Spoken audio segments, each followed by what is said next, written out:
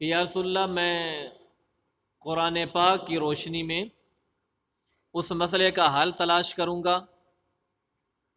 مجھے قرآن پاک کے اندر سے اس کا حل مل گیا تو میں اس کے مطابق فیصلہ کر دوں گا۔ تو آپ صلی اللہ علیہ وسلم نے فرمایا معاذ اگر بالفرض اس کا حل قرآن پاک سے نہیں ملتا تو پھر کیا کرو گے؟ حضرت معاذ نے کیا کہا تھا؟ ہاں، کہ میں آپ کی سنت سے اس کا حل تلاش کروں گا، اور مجھے حل مل گیا تو میں اس کے مطابق فیصلہ کر دوں گا۔ آپ نے فرمایا کہ اگر بالفرض میری سنت میں سے بھی کوئی رہنمائی نہیں ملتی، کوئی واضح اس کا حل کوئی جواب نہیں ملتا تو پھر کیا کرو گے؟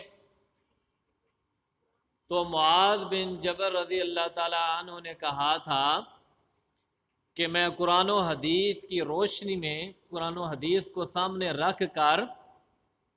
اجتہاد کروں گا، ٹھیک ہے، مسئلے کے جواب کو تلاش کرنے کی کوشش کروں گا، مجھے مل گیا تو میں اس کے مطابق فیصلہ کر دوں گا۔ اس جواب کے اوپر آپ صلی اللہ علیہ وسلم اتنا خوش ہوئے کہ آپ صلی اللہ علیہ وسلم نے حضرت معاذ بن جبل رضی اللہ تعالی عنہ کے سینے پر ہاتھ مبارک پھیرا اور فرمایا کہ میں اللہ کا شکر ادا کرتا ہوں کہ جس نے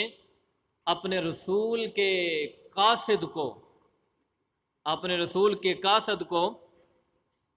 ایک ایسا طریقہ سمجھایا ہے کہ جس طریقے سے اللہ کا رسول خوش ہو جاتا ہے۔ اچھا، یہاں پر نا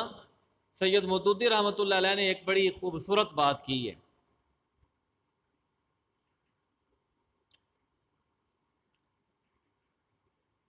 وہ بات بیسیکلی ججز حضرات کے لیے، ججوں کے لیے، سب کے لیے بھی ہے، لیکن خاص طور پر ہاں عدالت کی کرسی پر بیٹھے ہوئے ججوں کے لیے۔ یہ واقعہ نقل کرنے کے بعد سید مودودی رحمۃ اللہ علیہ فرماتے ہیں کہ اپنے اجتہاد پر اللہ کی کتاب کو اور سنت رسول کو مقدم رکھنا، یعنی اپنا اجتہاد پیچھے رکھنا،